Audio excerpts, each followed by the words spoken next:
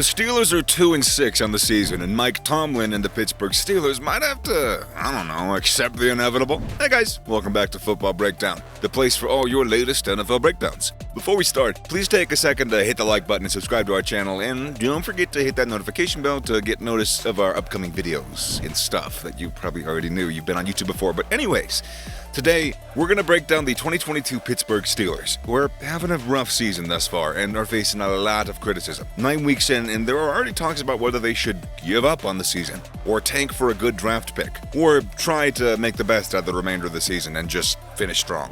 The Steelers are in the AFC North Division together with the Baltimore Ravens, the Cincinnati Bengals, and the Cleveland Browns. They're currently last in the division with the Baltimore Ravens on top at 6-3. Cincinnati is off to a bad start as well. After reaching the Super Bowl last season, they're unable to replicate that success so far. The Cleveland Browns struggle, but they remain ahead of the Steelers at least. Mike Tomlin's been a head coach of the NFL for like 15 years, and he has never had a losing season. But, well, this year looks like it might just break that insane streak, unfortunately. At age 36, Mike Tomlin became the youngest head coach ever to win a Super Bowl, which was later beaten by Sean McVay at the 2021 LA Rams.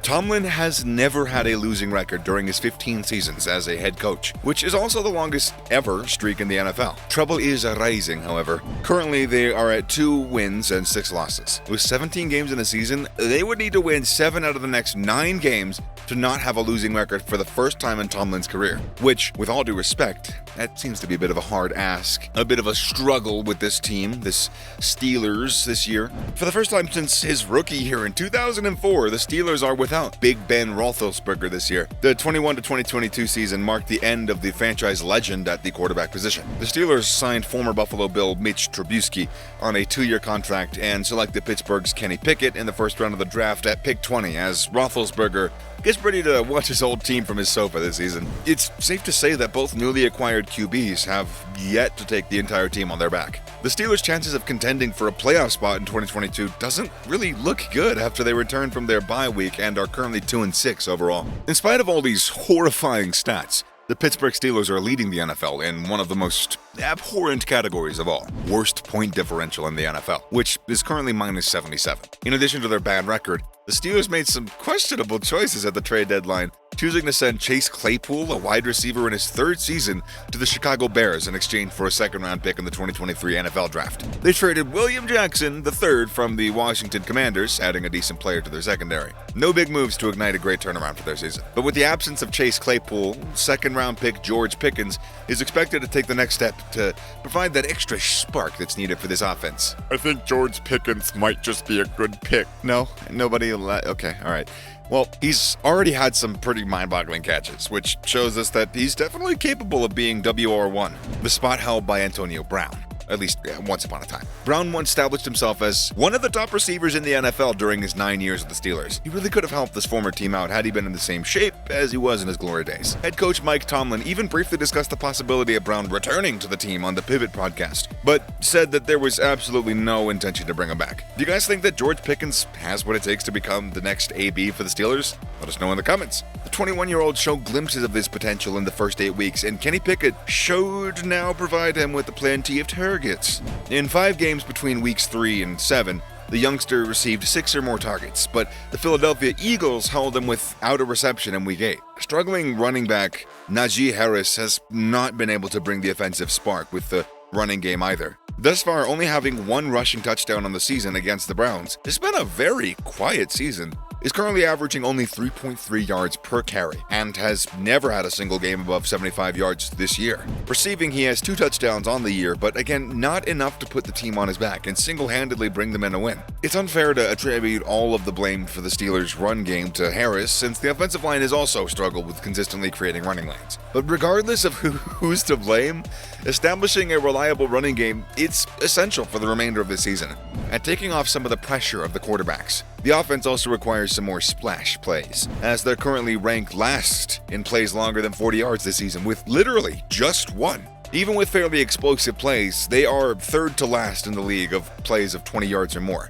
and they have yet to attempt a 20-yard or longer run this year. A lack of explosive plays has forced the Steelers' offense to piece together lengthy drives on a regular basis, which has been extremely challenging for an offense that has repeatedly lacked focus and committed mental errors this season. Defensively, the Steelers have been struggling just as bad. Since the first week of the season, when the defense caused 5 turnovers, the squad has lacked explosive or splash plays, regardless of whether it's the offense, the defense, or the special teams unit. Furthermore, the defense that totaled 22 turnovers during the previous season has only produced a total of 5 turnovers over the past 7 weeks. As a result of the defense's lack of turnovers and big plays, the struggling offense frequently faces the daunting task of scoring some points. One of their best defensive players, TJ Watt, has even been battling with an injury too. With his playmaking ability, games can change for the better with him on the field. TJ Watt is a player every offense has to strategize for. The Steelers' special teams haven't been particularly bad, actually. Chris Boswell has been their only reliable scorer, and Steven Sims has done a respectable job taking over as a returner.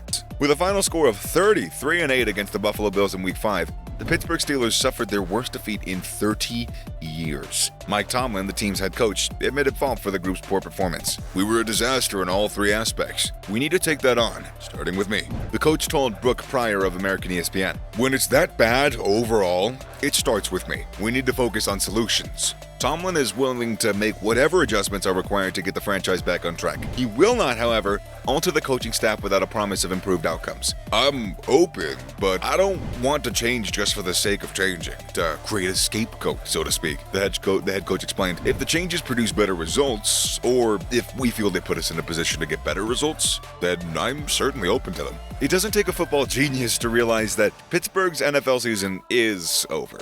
The Steelers have shown themselves to be exactly who we initially believed them to be. There's no reason to propose drastic or frantic measures for resolving the slow-motion train crash we've been experiencing for the past months, because cleaning up their current act appears to be a longer-term challenge. Pittsburgh is currently just not good enough to challenge for an AFC playoff spot, period.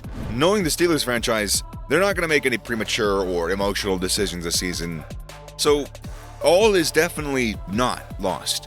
The Steelers GM and head coach Tomlin should focus on what improvements that they can make with their draft picks and make sure that the 2023 season is at least a little bit more successful than this one, or a lot of it. The Black and Golds are always a franchise to be aware of, and you can always count on the Steeler Nation to back their franchise even in its darker days. So there you have it. Looks like it's going to be Mike Tomlin's first losing season in 15 years. I mean, obviously there's no Super Bowl for them this year, but I just hope that they don't end it losing, you know? Like, maybe they'll pull through. Anyway, so overall, there's a lot of work left to do for the Steelers, so now it's time. What do you think? Should the Steelers tank for a better draft pick or make the best out of the remainder of the season? Let us know in the comments section down below. For more NFL breakdowns, be sure to smash that red button, and yeah, we'll see you in the next one.